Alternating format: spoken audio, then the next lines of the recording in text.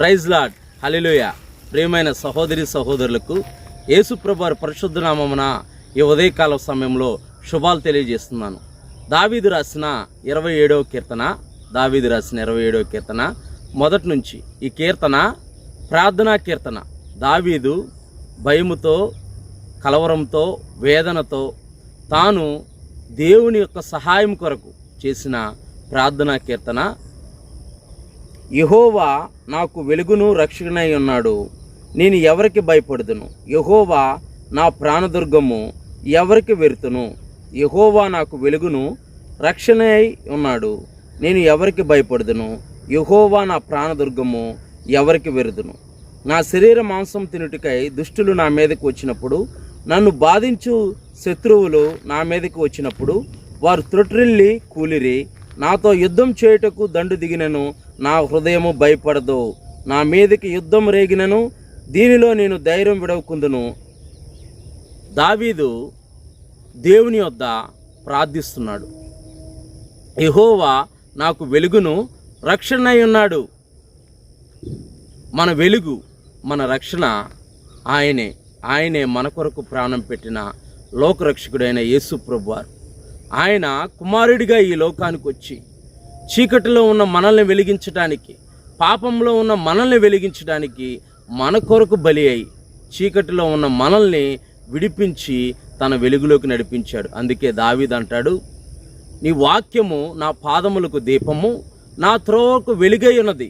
ఆయన వాక్యపు వెలుగులో మనం నడిస్తే గనక, ఆయనతో మనం అన్యోన్య సహవాసం గలవారమై జీవిస్తే గనక, మనం ఎటువంటి పరిస్థితుల్లో ఉన్నా, ఎటువంటి భయంలో ఉన్నా, ఇక్కడ దావీదు అంటున్నాడు, నా శరీర మాంసం తినుటికై దుష్టులు నా మీదకి వచ్చినప్పుడు, నన్ను బాధించు శత్రువులు నా మీదకి వచ్చినప్పుడు, వారు త్రొట్రిల్లి కూలిరి.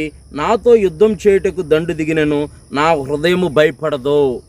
ఈ లోకంలో చూసుకున్నట్టయితే అనేక మంది అనేక రకాల భయాలతో బాధపడుతున్నారు, అనేక రకాల కలవరాలతో బాధపడుతున్నారు.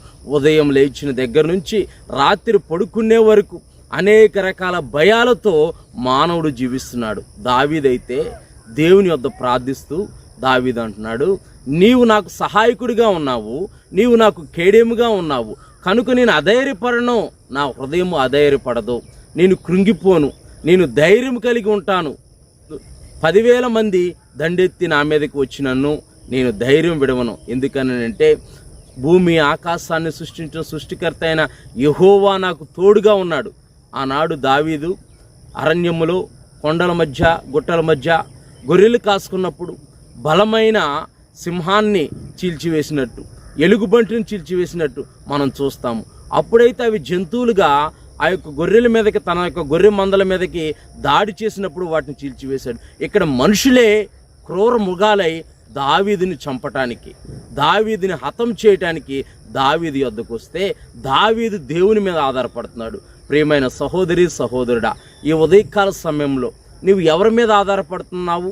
నీ కొరకు ప్రాణం పెట్టిన యేసయ్య మీద ఆధారపడుతున్నావా? నిన్ను రక్షించిన యేసయ్య మీద ఆధారపడుతున్నావా? నిన్ను పాపపు ఊబిలో నుంచి పైకి లేవనెత్తి నీకు ఒక మంచి జీవితాన్ని అనుగ్రహించిన దేవుడి మీద నీవు ఆధారపడుతున్నావా? మనుషుల మీద ఆధారపడుతున్నావా? లేకపోతే నీ బంధువుల మీద ఆధారపడుతున్నావా?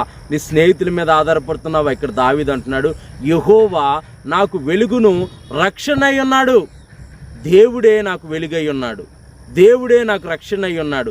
ఆయన కనుక రక్షించకపోతే, ఆయన వెలుగులో కనుక నన్ను నడిపించకపోతే నేను ఏమైపోయి ఉందును అని దావీదు అంటున్నాడు. దావీదు అంటూ ఇక్కడ ఏమని రాస్తున్నాడంటే, దావీదు యెహోవా యొద్ద ఒక వరం అడిగి తిని దానిని నేను వెతుకుచున్నాను. యెహోవా ప్రసన్నత చూచుటకు, ఆయన ఆలయంలో ధ్యానించుటకు నా జీవిత కాలమంతయు నేను యెహోవా మందిరంలో నివసింపగోరుచున్నాను. ఆపత్కాలమున ఆయన తన పర్ణశాలలో నన్ను దాచును, తన గుడారపు మాటును నన్ను దాచును. ఆశ్రయ దుర్గం మీద ఆయన నన్ను ఎక్కించును. ఇప్పుడు నన్ను చుట్టుకొని ఉన్న నా శత్రువుల కంటే ఎత్తుగా నా తల ఎత్తబడును. దావీదు ఒక వరం అడుగుతున్నాడు దేవుని వద్ద. ఎందుకనంటే దావీదు ఈ యొక్క యుద్ధాల ద్వారా, దావీదు జీవితంలో యుద్ధాలు ఎదురైనప్పుడు దావీదు ఆ కొండలెనక, ఆ గుట్టలెక్క అరణ్యంలో దాక్కొనవలసిన పరిస్థితి ఏర్పడింది. దేవుని యొక్క సన్నిధికి దావీదు దూరమైపోతున్నాడని దావీదు అంటున్నాడు, అయ్యా నాకు ఒక వరం ఇవ్వయ్యా, నీ సన్నిధిలో సంపూర్ణ సంతోషం కలదు, నీ సన్నిధిలో సుఖజీవములు కలవని నువ్వు అన్నావు నాయన, నీ సన్నిధిలోనే సంపూర్ణ సంతోషం దొరుకుతుందయ్యా, నీ సన్నిధిలో నేను గడపాలి అని దావీదు అంటున్నాడు. యెహోవా ప్రసన్నత చూచుటకు, ఆయన ఆలయంలో ధ్యానించుటకు నా జీవితకాలమంతయు నేను యెహోవా మందిరంలో నివసింపగోరుచున్నాను. ప్రియమైన సహోదరి సహోదరుడా, దేవుడు తన సొయ రక్తాన్ని ఇచ్చి నిన్ను రక్షిస్తే నీవు ఆ సన్నిధి వెతుకుతున్నావా, ఆయన సన్నిధికి దూరమైపోతున్నావా? ప్రతి పునరుద్ధాన ఆరాధనలో ఆయన సన్నిధిలో ఉండి నీవు ఆయన యొక్క ప్రసన్నతను చూచటానికి ఆయనతో పాటు నీవు ఆయన సన్నిధిలో నీవు నివసించాలని నీవు ఆశపడుతున్నావా, లేక ఆయన సన్నిధికి నీవు దూరమైపోయి ఈ వారం కాదు పై వారం వెళ్దాము, ఆ వారం కుదరట్లేదు వచ్చే వారం వెళ్దామని దేవుని యొక్క సన్నిధికి నీవు దూరం అవుతున్నావా? ఇక్కడ దావీదు అంటున్నాడు, దావీదుకు యుద్ధ భయాలు, కలవరాలు, కుటుంబం గురించి భయము, తన తరుముతున్న వారిని గురించి భయము, చుట్టూ ఉన్న రాజ్యాల నిమిత్తము భయం కలిగిన దావీదు అంటున్నాడు, నీ ప్రసన్నత చూచుటకు, నీ ఆలయంలో ధ్యానించుటకు నా జీవితకాలం అంతయు నీ యొక్క సన్నిధిలో నిన్నుంటే చాలయ్యా, ఇదే నాకు వరం అంటున్నాడు.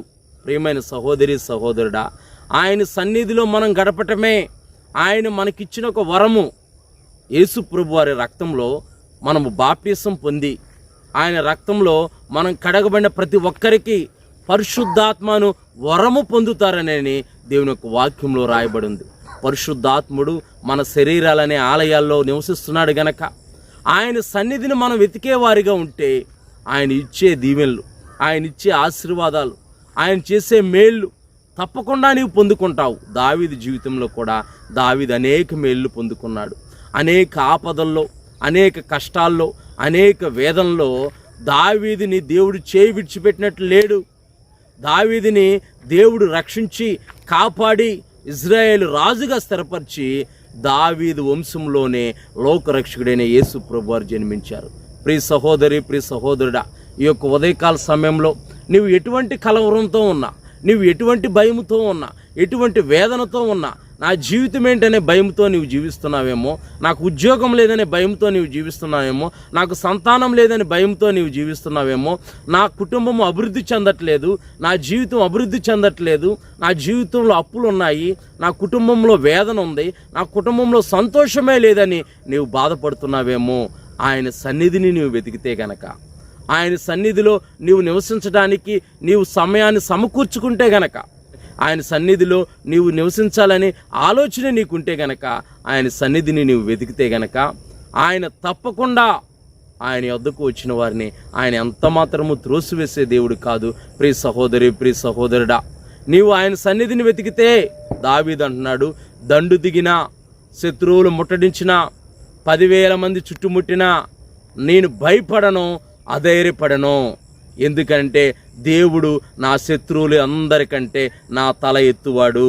ఆయన గొర్రెపోతు కొమ్ము వలె నీ కొమ్మును పైకెత్తి నీ శత్రువుల ఎదుటే నిన్ను ఆశీర్వదించి బలపరిచి అనేకులకు ఆశీర్వాదకరంగా చేయగలిగిన దేవుడు, నీవు నమ్మి నీవు ఆరాధిస్తున్న గొప్ప దేవుడు.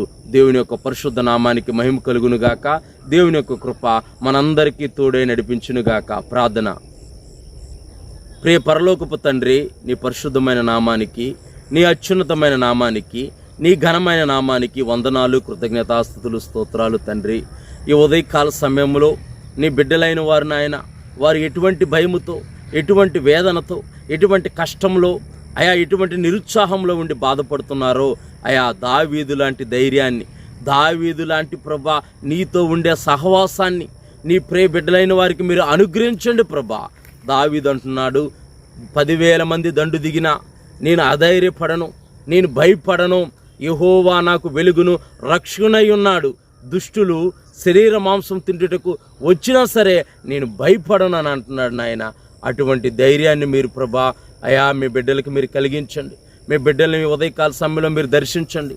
వారు ఎటువంటి పరిస్థితిలో ఉన్నా, అనారోగ్యం అనే భయముతో ఉన్నా, అప్పులనే భయముతో ఉన్నా, నిరుద్యోగం అనే భయముతో ఉన్నా, నా జీవితం అభివృద్ధి చెందట్లేదనే భయముతో ఉన్నా, ఎటువంటి కలవరంతో ఉన్నా సరే వారిని మీరు దర్శించి నీ పరిశుద్ధమైన రక్తంతో వారిని కడిగి విడుదల విమోచన స్వతంత్రులుగా చేసి ఆస్వాదించమని లోకరక్షకుడైన యేసుప్రభు వారి పరిశుద్ధ నామమున ప్రార్థించి వేడుకుంటున్నాం పరమ తండ్రి. ఆమెన్. దేవుని యొక్క పరిశుద్ధమైన నామానికి మహిమ కలుగును గాక. Praise lord. హల్లెలూయా.